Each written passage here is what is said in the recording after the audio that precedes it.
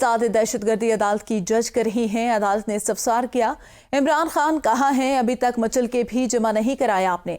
आप मुझे बता दें, इमरान खान ने आना है कि नहीं?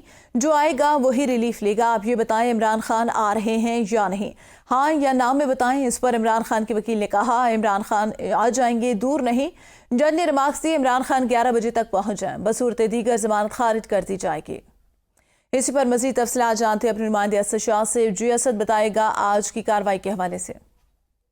जी बिल्कुल, मैं आपको आगाह करता चलूं, इंसदाद दहशतगर्दी की अदालत में आज पाकिस्तान तहरीक इंसाफ के जो चेयरमैन है इमरान खान, उन्होंने पेश होना था, जिस पर उन्होंने हाजिरी से इस्तिस्ना की दरख्वास्त दायर की है, लेकिन ये दरख्वास्त जो है वो बिल्कुल कबूल ना की गई है।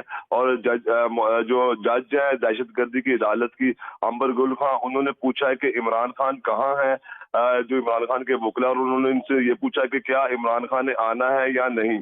अगर पहले भी कहा था जो अदालत में आएगा उसी को रिलीफ मिलेगा, तो आप बता दें कि इमरान खान आ रहे हैं या नहीं, हाँ या ना में बताएं।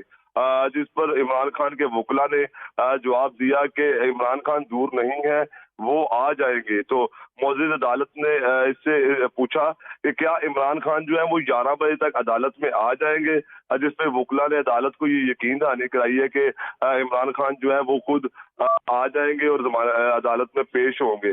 तो अदालत ने कहा कि अगर इमरान खान अदालत में पेश होंगे तो जमानत दी जाएगी, वरना जमानत जो है वो खारिज कर दी जाएगी, क्योंकि ये इंसदाद दहशतगर्दी की अदालत है।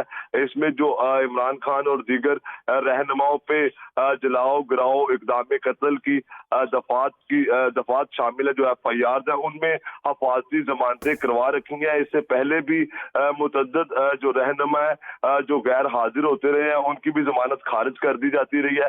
तो इसी तरह आज अगर इमरान खान नहीं पेश होंगे तो अदालत की तरफ से ये वाज़ह कहा गया है कि जमानत जो है वो खारिज कर दी जाएगी और किसी किस्म का रिलीफ ना दिया जाएगा। जी सही, बहुत शुक्रिया असद शाह आगाह करने के लिए।